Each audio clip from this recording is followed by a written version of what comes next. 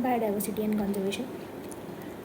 So, starting from here, that more than 20,000 species of ants and 3 lakh species of beetles, 28,000 species of fishes, and nearly 2 lakh species of orchids.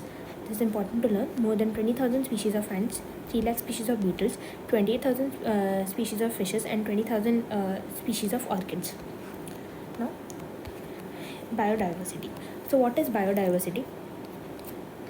Biodiversity is basically, what is biodiversity? In our biosphere, immense diversity or heterogeneity, so immense diversity is also known as heterogeneity, exists not only at species level but at all levels of biological organization, ranging from macromolecules within cells to biomes. Biodiversity is the term which was most popularized. Now again, scientists' names are very important, so remember it very carefully. Biodiversity is the term which was popularized by the sociobiologist. So what was his post? He was a sociobiologist and his name was Edward Wilson. He to describe the combined diversity at all levels of biological organization. Now the levels are very important to remember of next. So the levels are basically divided into 3 parts. So this is the genetic level, genetic diversity, species diversity, and the ecological diversity. So genetic, species, and ecological. Remember as GSE. Okay, G and S and then E. So also remember the name of the scientist and what was his position. He was a sociobiologist and his name was Edward Wilson. So what term did he popularize? He popularized the term biodiversity. Now moving on, genetic diversity. Genetic diversity, a single species might show.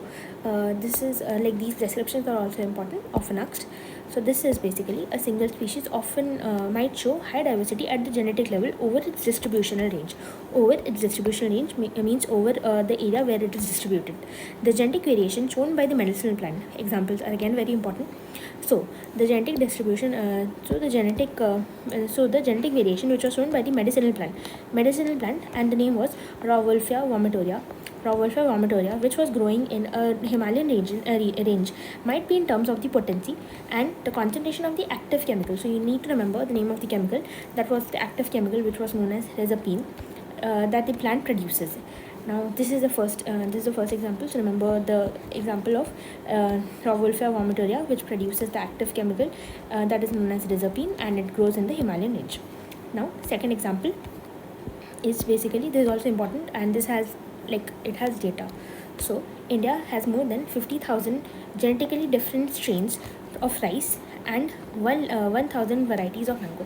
So remember that India has more than 50,000 genetically different strains of rice, and 1,000 varieties of mango. So you can remember that rice has more quantity, right? 1 gram of rice also has a lot more quantity.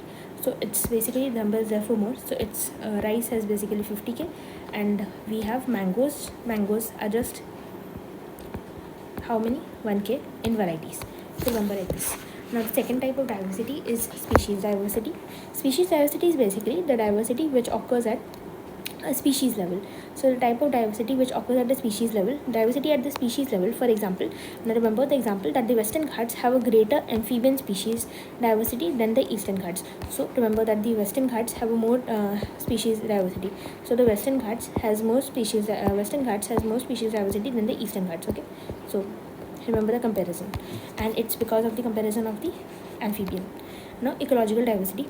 Ecological diversity is basically at the ecosystem level. The India, for instance, with its deserts, rainforests, mangroves, coral reefs, and wetlands, estuaries, alpine meadows, has a greater ecosystem diversity than Scandinavian country like Norway. So India has a greater ecosystem diversity than a Scandinavian country like Norway. So India is greater than a Scandinavian country like Norway. We are done with it. Now remember these 2 lines, that it has taken millions of years of evolution. It has taken millions of years to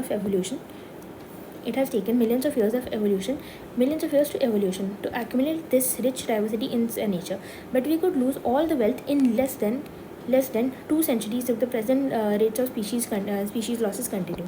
So you need to remember this, that we will lose all the wealth in less than 2 centuries if the present rates of species loss continues. So it's basically less than 2 centuries. It's basically, you have to remember that it's less than 2 into 100 years, 2 centuries. Okay. Now moving on. we have this term, that how many species are there on Earth and how many in India.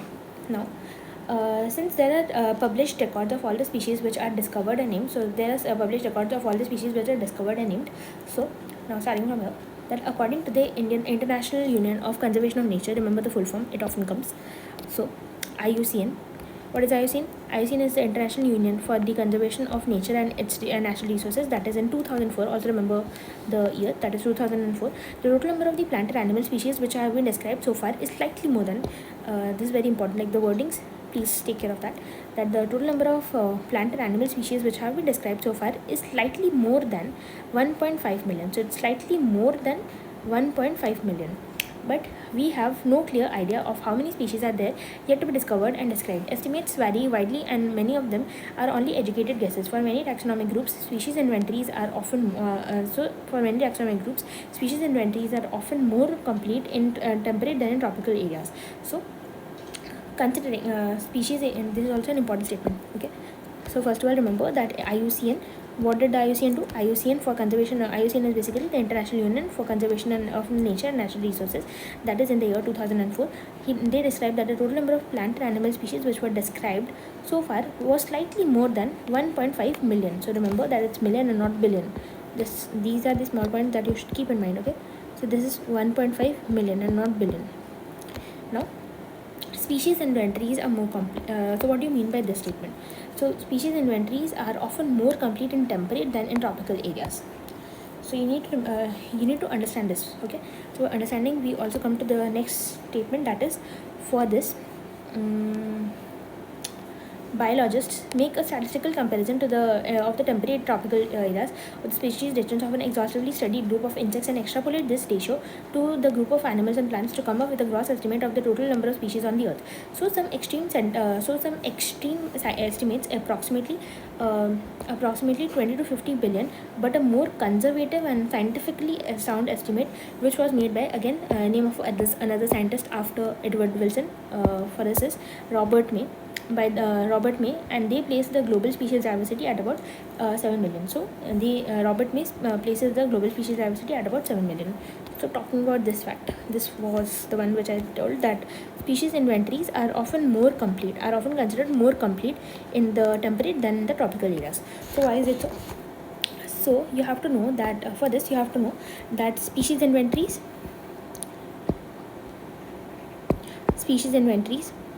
and the species inventories and species diversity. Now for temperate, and we will also talk about tropical. So for this you have to know that in the temperate zone the species inventories are more because the diversity is less. So inventories will be more if the diversity is less. So we will be able to decipher every animal that is present over there. And the tropical, the species inventories will be less as the diversity is more. So remember this thing. Species inventories and the diversity relation is basically inverse relation. So for temperate, we know that species inventories are more because diversity is less, whereas in tropical, species inventories are less because diversity is more. Okay. Now moving on to the next page. For this, these are all data, so remember it very carefully, and because you can often mess up in all these things. Okay. So now we start from here, that more than 70% of all the species recorded are all animals, while plants, which includes algae, fungi, bryophytes, gymnosperms and angiosperms, comprise no more than 22% of the total.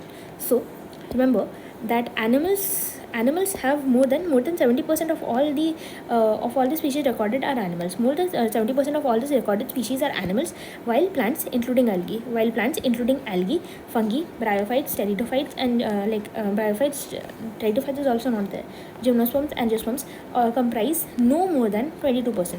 So remember like this, that animals basically is 70%, whereas plants including all these things, that is algae, fungi, pteridophytes is not included, gymnosperms, angiosperms, they comprise no more than 22%. So it's basically like even less than equal to 22%.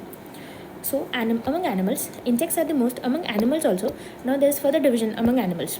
So among animals, insects are the most. Also remember that these are among animals. Insects are the most species-rich taxonomic group, making up more than 70% of the total. So insects, out of these animals also, insects are the one which makes up 70% of the total. So insects makes up 70%, okay, 70% of the total, which is out of every 10 million. So out of every 10 animals, so it's 70%, so 7 are insects. Again, how do we explain this enormous diversification?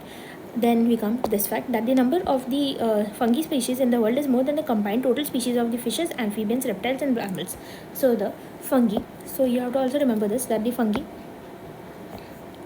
species is more than animals, is more than fishes, is more than amphibians, is more than reptiles, and is also more than mammals. So fungi species is more than fishes, is more than amphibians, is more than reptiles, is also more than mammals. Now this graph, this chart is very important. So it is basically representation of the global diversity, that is proportionate number of species of major taxa of plants, invertebrates and vertebrates. So this is for invertebrates. So what is this for? This for invertebrates. So for invertebrates, the trick is IOMC. So I is basically invertebrates, and I is basically the insects. Then O is the other other animal groups. So you can see that it's arranged in this order only. Then M is mollusks, and fourth one is crustaceans. So insects, as you can see, is the largest one. Insect group is the largest one. Okay, insects are the largest group which are present. Then second is insects are the largest one which are present. Second is other animal groups. Third is our mollusk group, and fourth is, and lastly we have the crustaceans. Then the next group is vertebrates.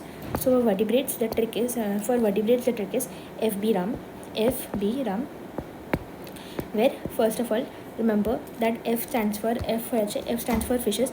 F is fishes. Then B is birds. F fishes, B is birds. Then R is reptiles, A is amphibians, and M is mammals.